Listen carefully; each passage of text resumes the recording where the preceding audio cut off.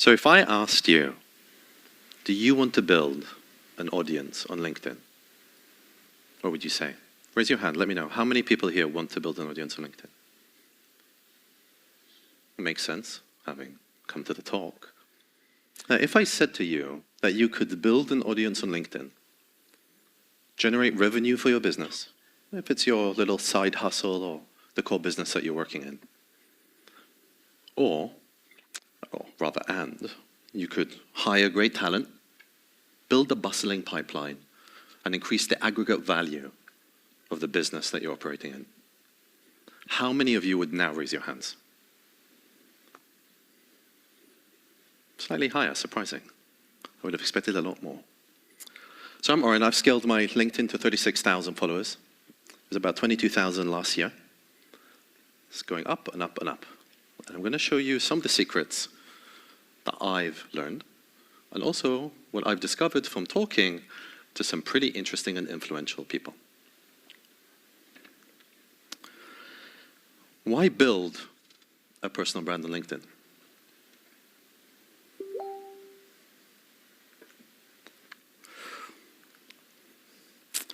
So I asked Jason Fried.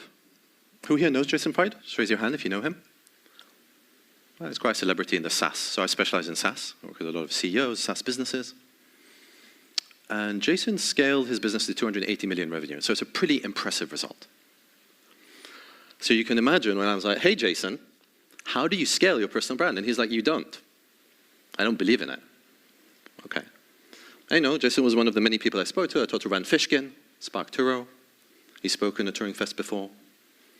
Kyle Coleman, Copy AI. They sponsored the Super Bowl. It's a pretty successful big business.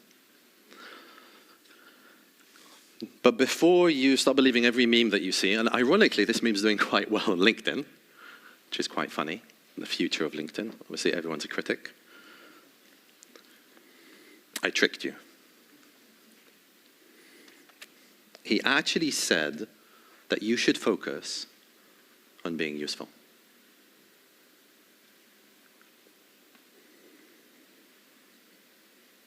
Being useful.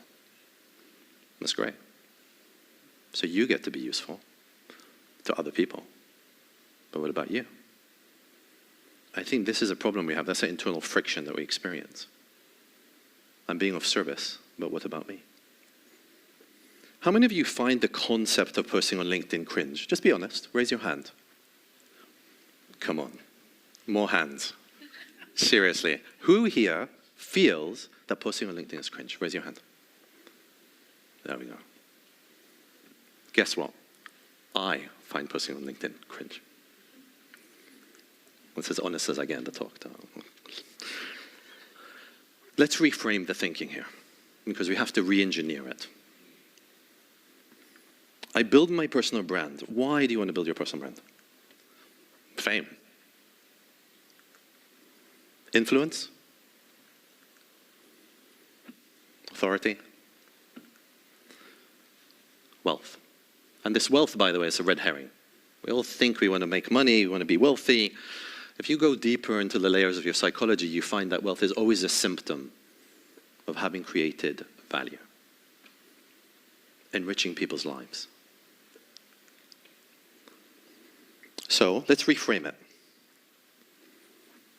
Jason Fried, being useful to others. Now you're getting fame, you're getting influence, you're getting authority, and you're making money, creating wealth. Even if you have altruistic reasons for your wealth, I'm not saying creating wealth is bad. I speak to people, I saw someone the other day, I drive a Porsche. And kids come up to me, and I have this dream, I want to build a £100 million fund to help children who are in distress. You know, we have this kind of idea that creating wealth is bad, especially in the UK. You know, you go to America, it's celebrated. Here, it's like, know your place.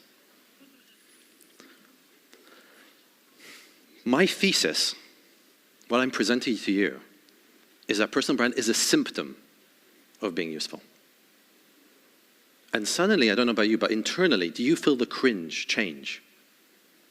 Because the cringe is a very self-centered point of view. It's very about me. But being useful is not about me anymore. It's about you, about being of service. But why? Why be useful? It's great, that helps me, but how? Okay, it goes all these little cubes that I showed you. But let's be more specific, because that's a bit too generic. Fame, what does that mean? 1, pipeline generation. Clients. This is a B2B term. Obviously, I work in B2B. It's my primary focus. This is Gull. Gull's smashing it. He's doing really, really well. He's got 70,000 followers. Now, the funny thing about LinkedIn is people with a lot of followers, and I call them fluffluencers, because they have a lot of followers and they create a lot of content, but we know that the content's very thin. This guy's a real deal. How do you know? You just read his content. You go, there's substance, there's depth, there's impact. He's being useful.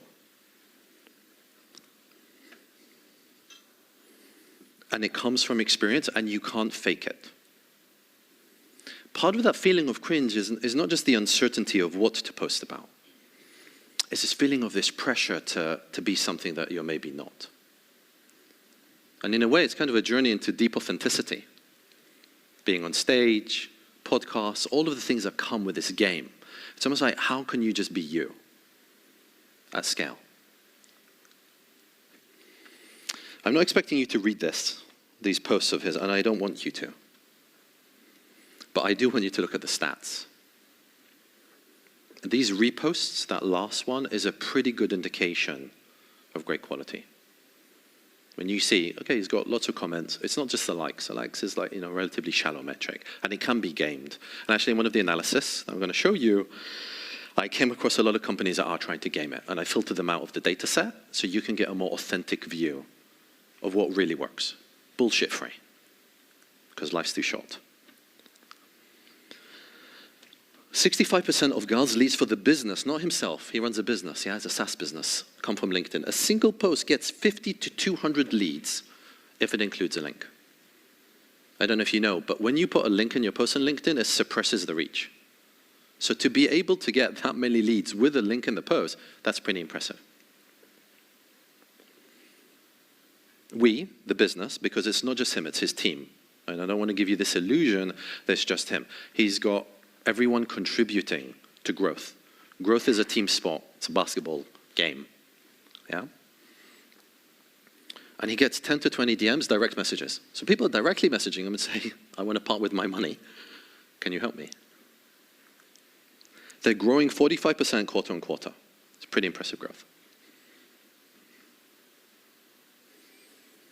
So right now, you're thinking, okay, what do I do with this? Go read Gul's posts. So it's your first piece of homework today. Not just Gul. I had to obviously cover the names and everything so I don't get into trouble. This is just a small sample of all the prospects that I get personally from LinkedIn. So I work as a marketing consultant. I work with a lot of B2B businesses. I specialize in SaaS.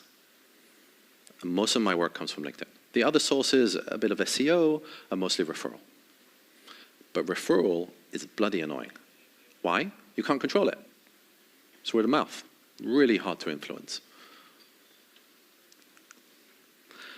Second reason, it's a growing wave. 85% of the FTSE 100, some people don't know what the FTSE 100 is, that's totally fine. It's the top 100 companies by market cap on the stock exchange, the UK. The equivalent of the Fortune 500, okay? The largest businesses. I've worked with some of these, Investec Bank, Canon, British Telecom, I've done consulting for them, etc. And what's really interesting is the CEOs, they don't really like to do marketing. I don't know if you know this, but 40% of the FTSE 100 are actually CFOs, they're accountants. Yeah? So you can imagine asking an accountant to go and build a personal brand on LinkedIn, it's not in his top priorities. And yet, so many of them are now on LinkedIn. So it's a growing trend, but why? So this is from Pavilion and Kickstand, and it goes back to the question I asked you before.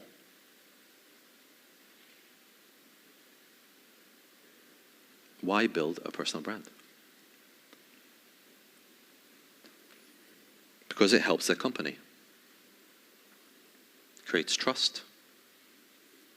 Creates connection. Do I want to read a post from a LinkedIn company page, or do I want someone who I get a sense of how they operate? Their belief system. If they mess up, the company, someone in my company did it. No, if you mess up, I want to know that you messed up. We want a personal connection. 3, idea validation. So this is Peter. He spends $100,000 on ads. His personal brand contributes 1 to 2% of pipeline. It's not material. So like, Peter, why are you so active on LinkedIn? And one of the reasons he gave me, which I thought was really interesting, was idea validation.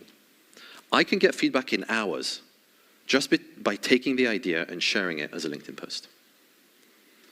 Gets 10, 20, sometimes 100 of commenters. I did this the other day. I had an idea. I had lots of ideas. I'm kind of creative that way in an annoying, pesky sort of can't switch off.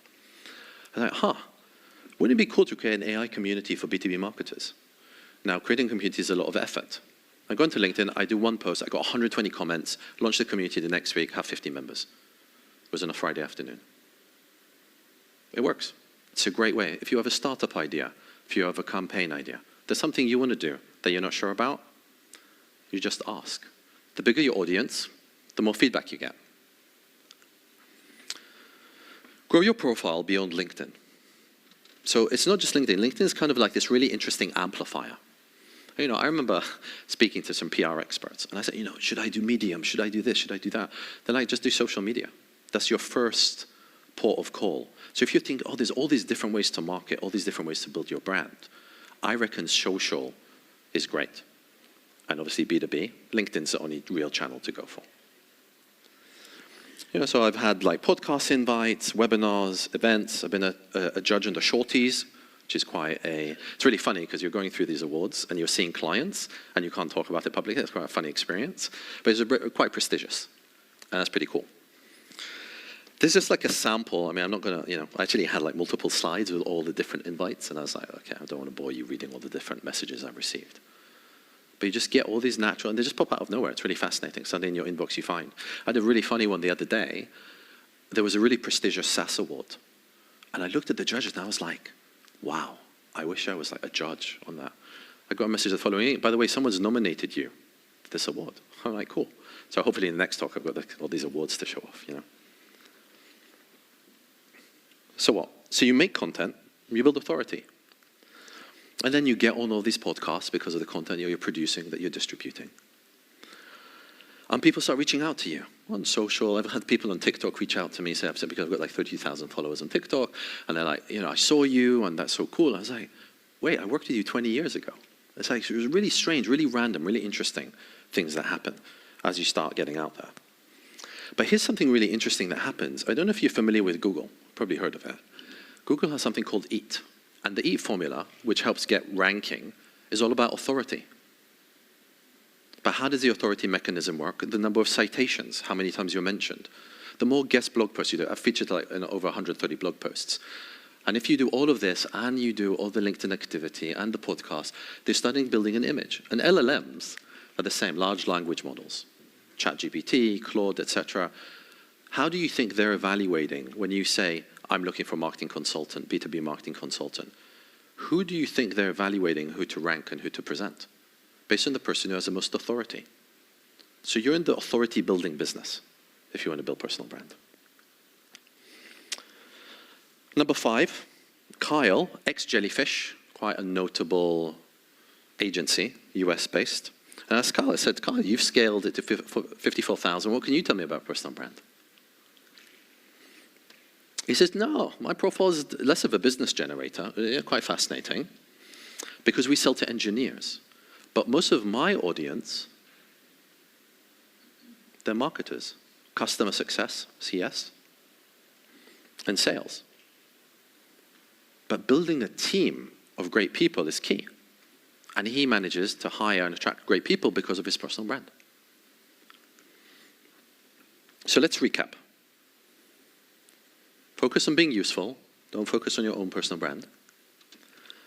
Generate pipeline. Don't miss out on this trend, 3100, the opportunity to help your company. Use it for idea validation. Grow your profile beyond social podcasts. And use it for recruiting.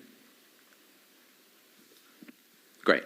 So now maybe you're a bit more convinced about why to do it. But how do you do it? It's simple.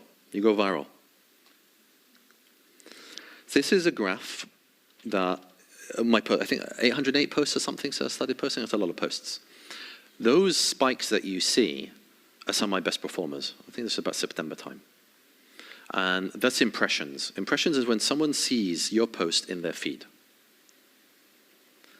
That's 1.2 million, 1.1 million on these posts. It's a lot. I use authored because I know people love tools, so I had to put a tool in for you to generate this, this data. So you're thinking, this is probably what the posts look like. This is a post I created because I noticed all these companies are now AI companies. Isn't that strange? AI bomb, kind of explodes, and it's a gigantic big wave of AI, and then suddenly is AI, everyone's an AI company in some variant. So I created this meme, and it's a pretty decent engagement in terms of like the comments, the likes, impressions. And you're thinking, okay, I can create more of these memes. And it's not that you can't do that. There are people who do this, and they do grow success. But do you want to be known as a comedian, or do you want to be known as an expert? I'm in the expertise business. I'm in the authority business. That's my business, the core of how I make money. And not quite. I tricked you again.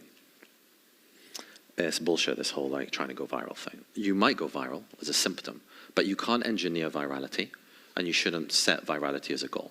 And I know a lot of bubbles have just bursted because I have CEOs who call me and go, Oren, can you make me viral? And I go, no, thank you. Not for me. Good luck. These are the actual posts that popped.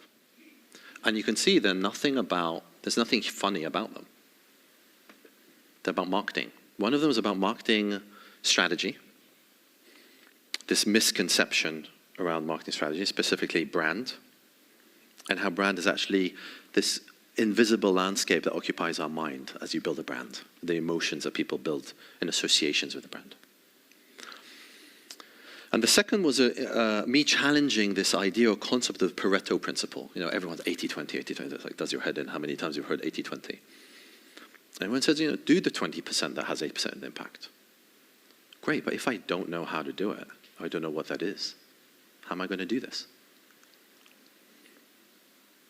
Okay, what's it worth financially?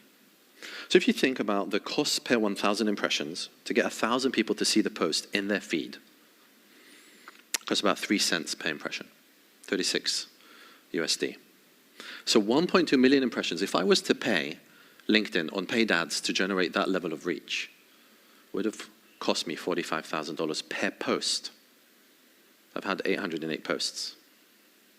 It's a lot of money.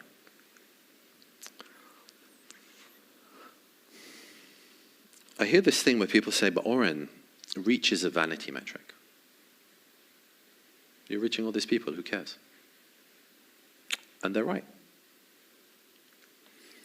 Except when they're wrong. You're reaching lots of people. Sure, irrelevant. But what's it worth to you to reach the right people?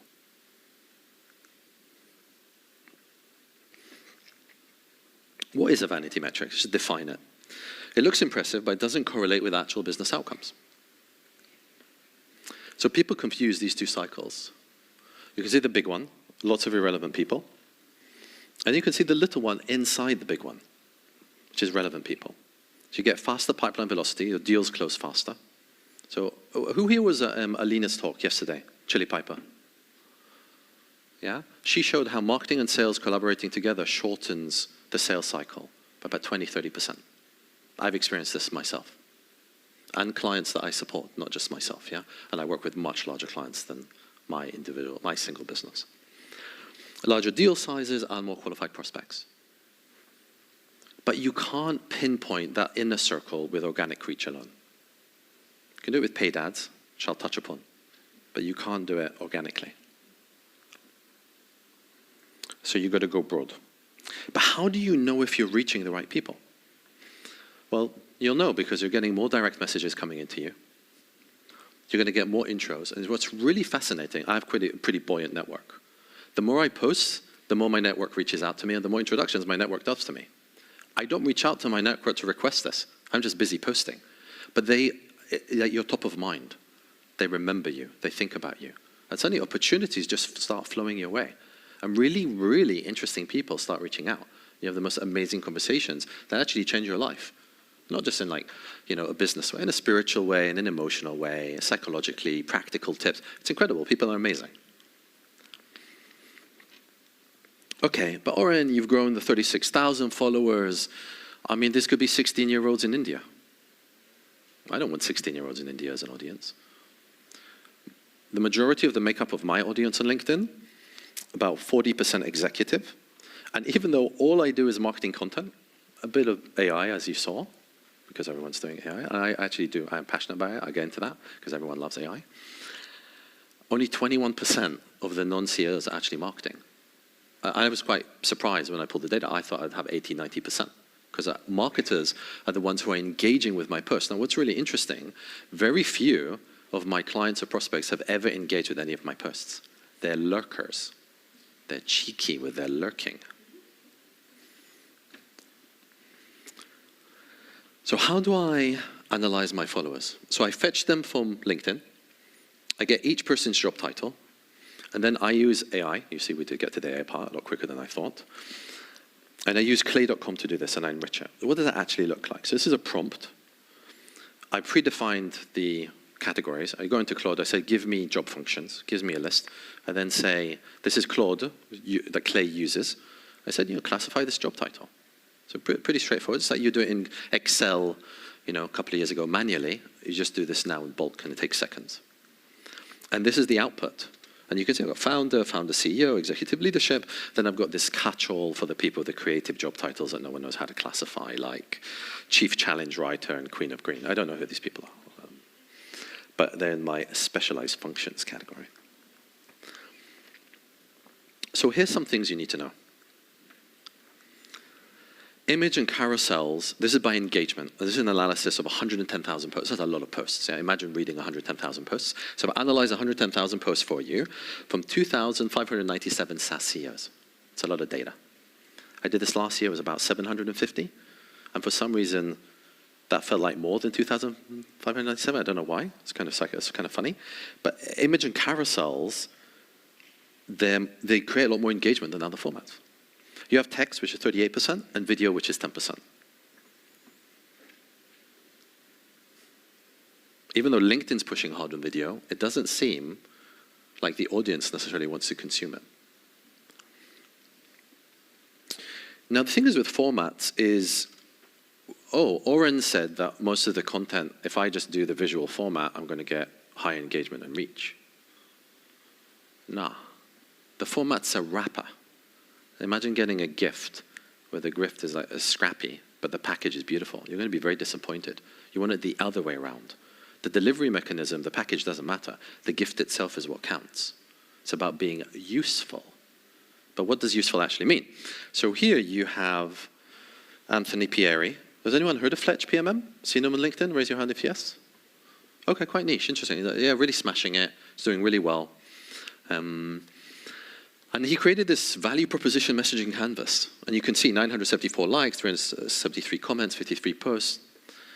A lot of impressions, a lot of reach. Very successful post. You kind of go, why? It's just a pretty graphic. Because once you read it, you realize the depth. Plumbers have their tools. Knowledge workers have their tools as well. What's in knowledge workers' tools? Mental models. Strategic canvases. So this is a practical tool. Imagine you walk up to a plumber and you gave him a free tool. What's he going to say? That's amazing, thank you. So they're doing the same thing. They're being useful at scale. They're giving you practical tools to do your job better. I hear you, give me more. There's lots of different ways to be useful. I don't have enough time in this very short presentation to go through them. So, true to being useful, I've captured the templates for you. Yeah? So you can go to the landing page, you can scan the QR code, not in the way of the QR code, start doing ninja moves. You can have access. There's a lot of other goodies that I've prepared for you. Obviously, none of this works if you're not actually posting, right? So this is some of my better performers. So in marketing, there's this common problem, this issue, there's a gap between strategy and tactics. And everyone thinks marketing is what happens in the bottom. Google ads, Facebook ads, and they miss the entire strategic pillar. And in marketing, we have a lot of models like the 4 Ps and 7 Ps, and almost every CMO that I speak to, and I speak to lots of CMOs, they say these models, a lot of them believe that these models are outdated. There's a few people who still believe they're relevant. But a lot of them feel they haven't caught up to modern age. So I was like, okay, I'll create my own one. My own experience, my own thinking. I did quite well. And it got me opportunities and leads and lots of interesting stuff. It's the same canvas, right? A different canvas. Instead of about positioning, like Anthony Pieri's one, this one is about marketing strategy. So how do I come up with good ideas to post? Things that happen in my day-to-day, questions that prospects and clients ask me, and AI questioning and challenges. I'm going to take you through the AI workflow. So first, I put in everything about my business. It's a lot of data. My website information, my value proposition, etc. And don't worry, you're in the deck, when you download the pack, you'll have access to the presentation. So the ideal customer profile, everything about who I target, and a lot of information about the persona, the SaaS CEO, their KPIs, their pain points, their problems, their challenges. Yeah? And what this does is provides a lot of context for the AI. And I get very hyper-personalized output as a result of all this context. So what I do is I identify an idea, I research it with Perplexity, I flesh out the direction with 2 to 3 key bullet points, I record a video, I put my transcript into AI, I get a draft, about 80% there, sometimes it goes really way off the rails, and I have to really correct it. And then I adapt it to my point of view and my tone of voice. And then I also use it to whip up articles for the website. So I'll post the video on LinkedIn, get the transcript, create the article, put it in the website. So I'm really maximum, it's like an orange, I'm squeezing the maximum juice out of this orange. Yeah? Posting organically is actually a small part of an overall growth strategy and what I do when I'm deploying a marketing strategy for a client. Because I have very short time, I'm not going to be able to go into the smart play. But what I did is I've created a video for you that you can go and watch that I go into a lot more depth about how it fits into an overarching strategy for you. So is there an actual formula for making great posts?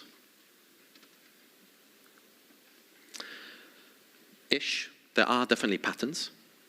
So this was actually from Liam Curley. He helps people become an authority.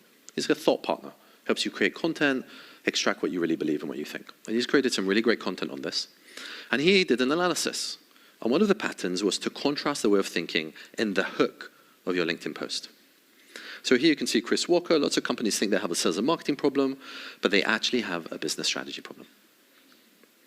Anthony Pieri, who has a better advantage, horizontal or vertical. He's creating contrast. And P. Plaja, everyone has a lot of marketing ideas when they can play with $1 million budget, but shrink it by 10 or 100x, and you now see who's actually creative. And this creates intrigue, this contrast. It's interesting, stimulates you, draws you in. It's quite a good pattern. The second pattern is a bit deeper. It uses the same with the unexpected contrast. And I've created a mini post here just to give you a feel of it based on the talk today. LinkedIn is cringe, but it can change your life if you do it right. That's the hook. Why is the best practice wrong? Because most people think it's about them looking good. Best practice alternative, but looking good as a result of compound effort. Real world examples, just take a look at Gal, who's smashing it. This is really key. If you're producing content, examples make it pop, makes it relatable, makes it real. Next steps, well, it's great that you're giving me nice conceptual theory, but practically what do I do? People love practical steps. They want to execute. They want to see results. They want to see them now. And transformation. Okay, so if I implement everything that you say, where is that going to take me? So that's pattern number 2. You can say, wait a second, but isn't LinkedIn competitive? So it's an analysis of the 2,597 SaaS CEOs. 110,000 posts, 3 million likes, lots of comments, lots of reposts. The average number of posts per CEO in the data set's once a week.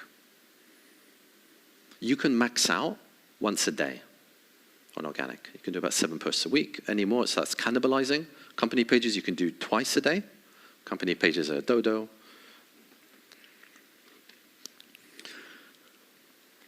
The top 1% only do once a week. So how do you compare? In order to be above average, all you need is 10 likes and 1 comment. Obviously, if you start punching heavy, and you're getting quite ambitious, that standard is a lot higher. But you don't need to be in the top 0.1%, do you? You just need to be way above average. And so you need 20 likes. And you'll get there if you're consistent and producing quality content and being useful. How much longer can I go? Really need to wrap up. Unfortunately, we really need to wrap up, and I have so many more slides for you. So what I'm going to do, I'm going to add the rest of this presentation into the pack. Has everyone got the pack? Just raise your hand if you haven't seen the pack or haven't taken a photo. I'm just going to give you a quick go back and wrap it up.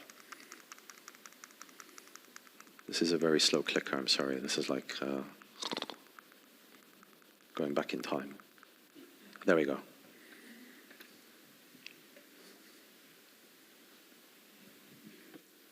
Fantastic. Thank you so much, Oren. Thanks, everyone. Please give Oren a massive round of applause.